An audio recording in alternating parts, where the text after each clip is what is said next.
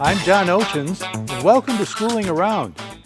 Dan Balsley's Autotech kids back from Ford AAA, and Mites BPA kids back from Nationals. Our band and orchestra back from the big city, and time for IB Elementary exhibition. Don't go away. Hi, this is Connie again from Connie's Kitchen, coming to you from Treetop Lodge, the place where magic happens and unicorns roam freely. Of course, you have to come to the lodge to understand about the unicorn thing, but they're everywhere. We'll be doing a wide variety of cooking shows here on Oxford Community Television, and I personally would like to thank the crew for coming out and giving me this opportunity to share my passion and what I love to do with you from Connie's Kitchen. So please join us on OCTV, join us at the lodge, and look for us all over the town. And if you see unicorns, they probably came from here. See you soon. The last couple of weeks have been kind of bittersweet for the Autotech guys. The AAA Ford State competition brought our boys a little bad luck. Teacher Dan Balsley walks us through it, but there were scholarships. Each of the 10 cars at the competition are bugged identically, and they're 10 top qualifying schools that are in the state finals, and they have 90 minutes to find these faults and make those repairs in the least amount of time. So my guys are off to a good start, and in the first 7 minutes have already found 3 of these bugs. It turns out there were 7 of them this year.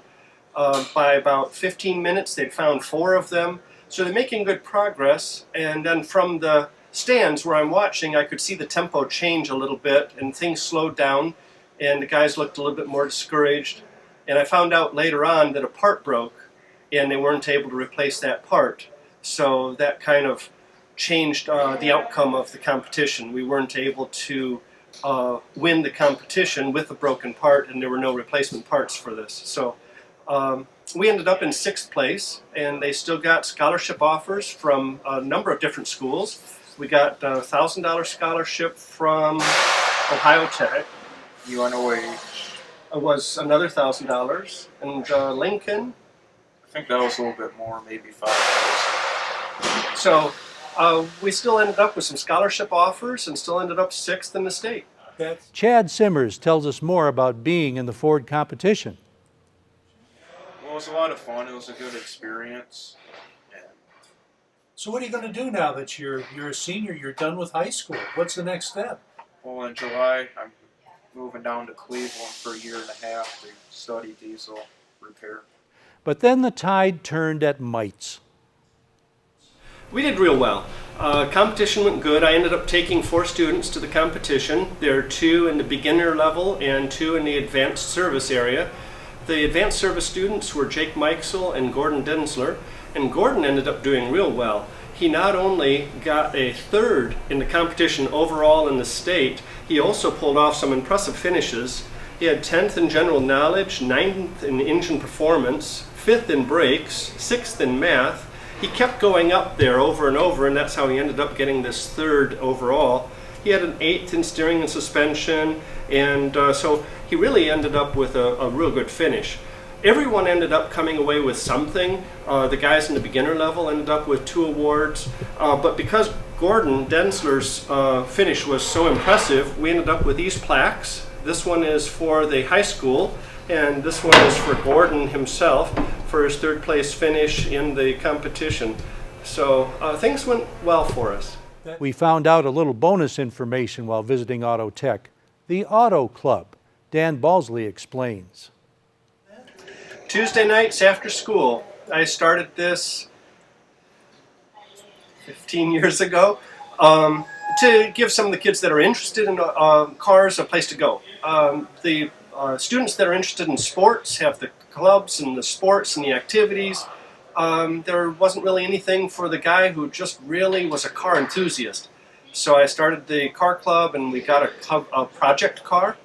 It's a 67 Plymouth Belvedere. And so we started working on that as our club project, and we're turning that into a drag race car. We actually finished a couple years ago and have had it out to the track a few times. And so it's a lot of fun. I usually try to race maybe a couple of times a year. But the car club meets every Tuesday, and whether they work on the club project car or their own car or just hang out and have pizza and talk about cars, it's a fun place to be after school on Tuesdays. So these aren't necessarily kids who are in your class then, right? Not necessarily. Next, we check up with the business professionals of America. Stay tuned.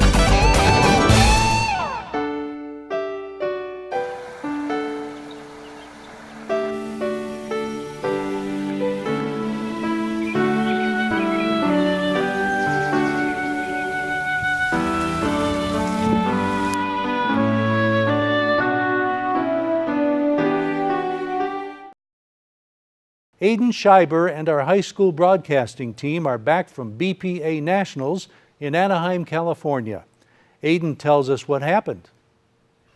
For Nationals at BPA, me and like 5 other people, we went down there and competed in different events such as my event and my other group's event, news broadcasting. And then we also took programming open, which allowed us to see how we did at Nationals. Well, tell me, what did you guys have to do? How did they? What did you have to go through there to? Well, within news broadcasting, we had to create a 3-minute newscast, or just different things happening around our school. Then we had to create a presentation and present in front of the judges within 8 minutes. Now this was out in California, wasn't it? Yep, Anaheim. Okay, so you didn't know what you had to do ahead of time, right? I mean, before you got there. Well, we kind of had a good idea of what we had to do from states and regionals, but going into like the final competition, which was we had to create a 1-minute newscast within a 3-hour period of time, that's something that we did not know what to do with. Okay, and who are the guys that you were with on your team there who did that? Within my team was Harrison Lavins, Bree Martinez, Alicia Kuliowski, and myself. And what place did you come out in? We placed 3rd in the nation for the 2nd year in a row. 3rd in the nation for the 2nd year in a row. Congratulations. Yes, thank you. So how'd you feel about that experience? It was pretty exhilarating. I mean, like, with BPA, you don't know how you did unless you got in the top 3, which was the podium thing. Well, which was the placements that you had to do to get into the podium. So basically, we were just aiming for the top 3, so that way we would be able to know. But especially from last year, it's having about 20,000 people clap for you and like a bunch of people watching the live stream at home. It's very rewarding. Very rewarding indeed. Every 4 years, the Oxford Band and Orchestra make a trip to New York City.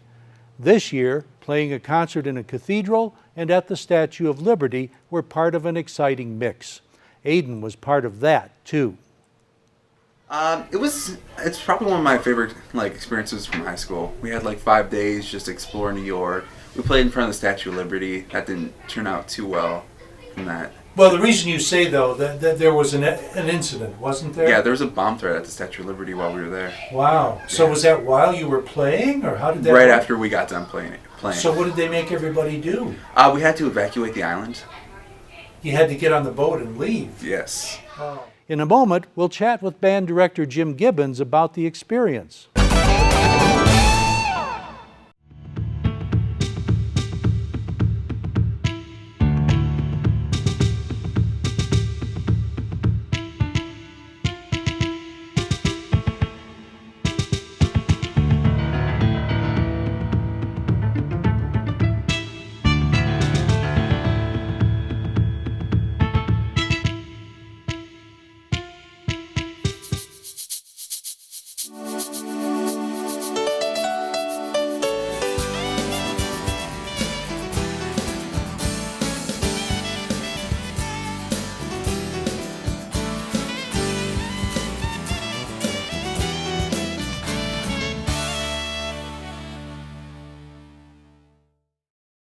Director Jim Gibbons led our band into New York City.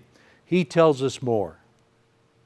We had a great trip. We had the band and orchestra both went. We had the orchestra performed at St. Paul the Apostle Church. Beautiful Catholic church right next to Lincoln Center. Had an outstanding performance in the church. The band performed at the Statue of Liberty.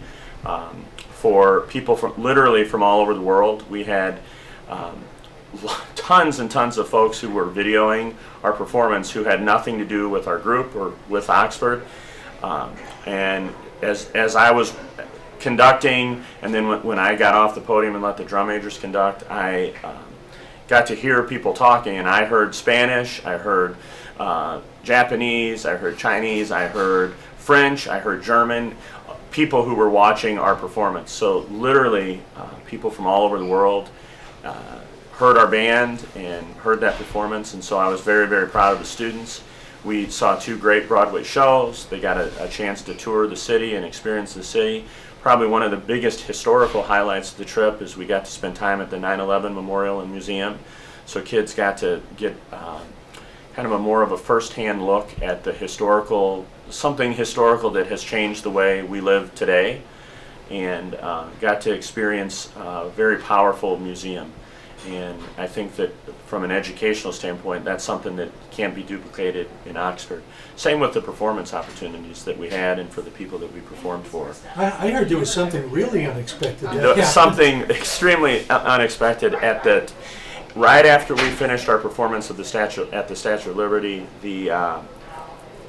I happened to be on the phone, and I noticed that SWAT, along with NYPD and the Park Police, were deploying to the front of the statue because someone had called in a bomb threat. And this is the first time, I think, at least in several years, that they've had to evacuate the statue for the Liberty Island for something like this. And so in about 5 minutes, they rounded up 2,700 people that were on the island and put us on 2 different ferries. We had all of our kids. I got the parents to push everybody to the front of the line, so we got on the ferry we needed to be on and get our equipment on the ferry, and made for a great story. We had to sit out on a ferry in the river for an hour while they cleared the island, and then they eventually didn't let people back on. They sent us back to the dock where we got on boarded the boat to go to Liberty Island, and we were seeing on the phones how why we had been evacuated, that there had been a bomb threat called in. So we were following on the internet, CNN and MSN and Fox News and all that, so we could see that, oh, we're part of a national story here. Was this your first trip to New York with the This band? was actually my 5th time taking the band to New York, and the 5th time performing in New York with the band. Any particular memory that you have of this trip that was unique? Well, other than the bomb scare. I think, you know what, it was the first time we've traveled the band and orchestra together, and so it was very nice to have some camaraderie get built between the instrumental music department at the high school. So that was a highlight of the trip. And you know, each trip, it's the thing that's exciting for me as the teacher is to see the kids, get to watch the kids experience New York City, you know, whether it be Times Square or Liberty Island or a Broadway show. I am thrilled as the teacher. I am thrilled to see it through their eyes, so to speak, and to watch them experience the city. Especially most of the students had never. I mean, I think maybe 1 or 2 kids had ever been to New York City, and so it's awesome for me. So the highlight is to see this group of kids get to interact with the city and learn about the city and experience New York. And you know, it's exciting to me when I have kids come up to me and say, Mr. Gibbons, I want to go to college here, or I can't wait to come back and visit again, or this is where I want to live. So I think I've opened up a door to someone who lives in our little village of Oxford, opened up a door to probably one of the greatest cities in the world. Bill Milicevic is our high school orchestral director. He tells of their experience. Well, this is my 3rd year in Oxford, so it's my first Oxford trip, but I've done the trip with large groups before twice. So, you guys got to play in a big cathedral there, didn't you? Yeah, St. Paul the Apostle Cathedral, and that was one of the highlights of the trip for me. There were 2 things that stood out in particular, in addition to everything else that we enjoyed doing, but one was the performance experience there at the church. The other was the 9/11 Museum. I'd never gone to that since it opened, and I had been hearing wonderful things about it over the last almost 1 year now. And so it's something that I anticipated before we got there, and even though I knew what to expect from things that I've read and things that I've heard, it wasn't until I was in it that I realized just how powerful it felt, and the gravity of just being there, reminiscing everything. I would guess that a lot of the kids were in New York City for the first time. Yeah, What quite a few. would you say their most memorable experience was? Oh, I think it's varied. I think that for the average student that came with us, I think that one of the more memorable things will be the pace. Having nothing to do with the city proper, but just more the feel of New York. The pulse, the quickness of the pace, and just the sense of purpose that the city brought on all of its inhabitants, where everybody was just on the move all the time. We were too, but we were there on the move to catch a bus to get to the next thing, not miss dinner. But the people that live and work there, it was pretty obvious that it had a quick pace for a city, and everybody was on foot. The traffic was something that will be very memorable, I think, in their minds. Some might not want to come back, especially not to drive, but it's a wonderful place to visit. And I think that on the opposite end of that experience, one of the things that the kids will remember is it is a fascinating place to visit because of the density of people, all the people watching, all of the different activities that they got to participate in, and the quality of the shows, the level of the experience for a school trip was very, very high in terms of the saturation of the cultural component. Like stepping into a different world, isn't it? Yeah, a little bit, in more ways than one, yeah. How did that work with the cathedral? Did they give other orchestras opportunities there the same day, or how did you stumble upon that? I don't know. I know that the cathedral has had performances there before, sometimes by school groups, but there are a lot of professional organizations that will hold concerts there as well. But what I requested from the onset of the trip was that we had a particular experience when we perform, one that wasn't just indoors, but if it's going to be indoors, I wanted it to be something that was memorable. And one thing that you can't replicate in the area that we live in here around the area is that old sense of 80, 90-foot ceilings, and the reverberation, and then the time delay for your sound to dissipate and so forth. It's just a whole different kind of playing that you have to do. You have to get used to it quickly. It sounds very impressive. It's how music used to be. Was it what you expected playing in that cathedral? Yeah. I've played in a lot of cathedrals myself, but for the students, if not for everybody, certainly for most of them, it was their first time. So, now, how long of a concert did you give when you were in there? Oh, it was pretty short, only about 20 minutes. And did they have other orchestras signed up before and after you? No, or? we were the only ones. No kidding. Yeah. Wow. Wow. Was that part of something else that was going on in the cathedral at that time? No, we scheduled it when they actually had an opening, when they weren't having their services or their masses. And so it was something that included all as audience, the people that we were with on the trip.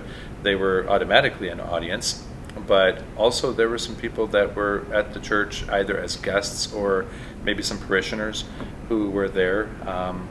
There was a lady that she met us, and she thanked us for coming, and she said that she comes to all of their concerts. They have a formal concert series as well, and she's a patron for the series, and she said, wow, this was a bonus, because she just had no idea. So did you play anything special that was pertinent to your being there? We did, actually. There was a piece that I chose for the trip because, well, first of all, when we went as a composite, it was strings only, and it featured students from both of the primary daytime ensembles, the symphony orchestra and the concert orchestra. So we had a very good representation from both orchestras with a very nice balance, and I thought, well, being that it is what it is, and we're going to New York City, I was familiar with one piece that was written in this century, just a few years back, called Remembrance, and it was commissioned by a high school, I think in North Carolina or something like that, and it was commissioned in memory of all of the people that passed at the tragedy on 9/11. And so that was it was a feature piece, and the kids really liked it. It's something that they chose to be one of their pieces that we perform at commencement as well. Only it'll be with everybody combined, all of the string players combined from both orchestras. So are you going back next year? Oh, the New York trip actually happens once every 4 years. Oh. And then on off years, we go to Disney World. So the idea is that the orchestra would also go to Disney World along with the band. So we travel as an instrumental music department. The 5th grade International Baccalaureate exhibition is coming up fast. We'll check in on that next.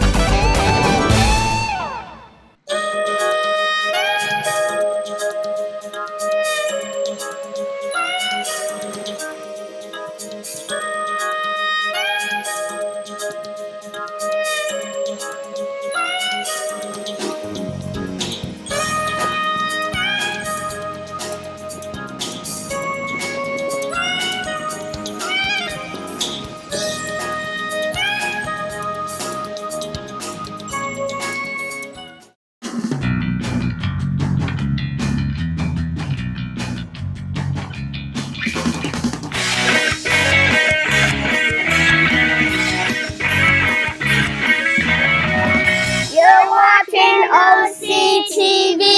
Daniel Ashford Tech 10. Teacher Rita Flynn is the mentor for our elementary year International Baccalaureate program, also known as PYP. It's going to be exhibition time pretty soon. Rita tells us more. And what I'm doing is I'm helping coordinate and directing the students in this learning process. And exhibition is the culminating celebration of the primary years program. So it's really important for us to inform the community about this process. So something that I'm doing right now is I'm helping the students, our 5th graders, take action. And I need also our 4th graders to know the process as well. So I went in the 4th grade class today and I told them that this is what our 5th graders do. First they pick a topic that they're interested about, a global issue. Then they have to find resources on the topic. And when they're finding the resources, we want them to find a primary resource. So that is usually someone that they would interview. So we had examples today of a student that was researching cancer, and the reason she picked cancer was because she had family and friends that had cancer. And we had her interview a nurse and someone else that had breast cancer. So that was a really good primary resource for her. And then we encouraged her to take action on what she could do to help promote things that people can do to prevent from getting cancer or to catch it early. And then finally they go through a presentation. And with that presentation, they think of a creative way to facilitate a group and to keep it engaged, to keep the group engaged, but also to deliver the information in a way that will encourage people to want to make a difference in their life and to encourage people to make a difference in their life as well. Here's what one of the groups is working on. Our IB exhibition action is going to be going to Lighthouse of Oakland County to drop off goodie bags. Okay, and what kind of things are you going to have in these goodie bags? That would be your thing. In these goodie bags, we're going to put new toothbrushes, toothpaste, and floss. What gave you guys the idea to do this? Like when we first started, before we even started knowing our group, me and my friend Kennedy, we were talking about, because we wanted to do poverty and wanted to help people, and so we were thinking about raising money and donating it and buying things and going to like Detroit and handing them out. But then on our sheet, we were going to avoid collecting things, but or collecting money. So we were now we decided as a group to collect toothbrushes, toothpaste, and floss from the 5th grade classrooms. And I think in 2 weeks we're going to go to Lighthouse and give them to them. And we kind of had the idea because we wanted to help people. Two of the kids tell us how they are going about their research. Now, what was your topic again? Environmental issues, and my part was deforestation. And who did you talk to get some of the information? Ronald, what was his last name again? Well, that doesn't matter so much, but what does he do that made him... He was specialized in water and how it could, and the pollution of water, and he knew a lot about the environment and all kinds of pollution. So he was a good Like- person to interview so that I could get a lot of Okay, information. very good. And how about you? Your topic was breast cancer, right? Yes. Who did you talk to? I talked to a specialized nurse that specializes in cancer. Did you have to go to see her, or did she come to you? She came here, Oh, nice. and then everybody else in my group, they also interviewed her too. Here's more kids talking about their topics. Well, I chose natural disasters because people have not been, well, in like Hades, for example, their country is still the way that it was when the natural disaster actually struck. Right, they had an earthquake down there, didn't they? My topic is fracking, and a few of those earthquakes are caused by fracking. And some of the earthquakes are started from around one magnitude to around 4 magnitude. And so yeah, in my action, I started a petition on change.org. So I'm hoping that some of you will go sign that petition and help me stop fracking in Michigan. My topic is water pollution, and I picked it because I just wanted to pick it because sooner or later all the water will be dirty water and it won't be clean, so we won't have any more water and we won't be able to survive. And my topic is air pollution, and I picked that just because I thought that it wasn't so bad, but now it's starting to get a lot really bad because in China they're having smog disasters. Homelessness was the subject for these kids. Our exhibition topic is homelessness. And our action is we are going to donate any old clothes or toys to Gray Center for Hope. It's a shelter. And my line of inquiry is what I'm researching about is the effect of homelessness and how it can be helped. And my line of inquiry and what I'm searching is how the homeless would survive on the streets. My research on what I'm researching on in my inquiry is into the homeless in the U.S. How many homeless people are homeless in the U.S. And what I have found so far on how many people are homeless is that 3.5 million people are homeless in the U.S. Annika Mancini, Carly Johnson, and Henry Foster chose cyberbullying and made a video promo to use in their presentation.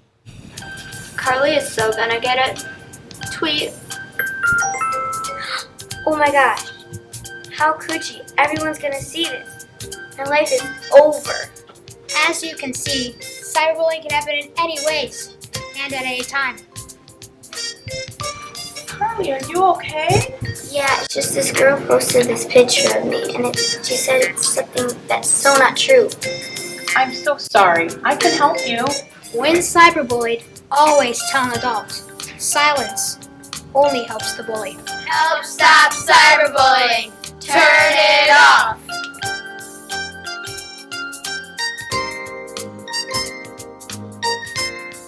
Quite a learning experience for these kids. 5th grade exhibition at Oxford Elementary is Tuesday, June 2nd. That's Schooling Around for this week. Thanks to Kyle Snage at the controls, Dan Zweiss at the editing desk, and you for watching. This is Oxford Community Television, keeping it local.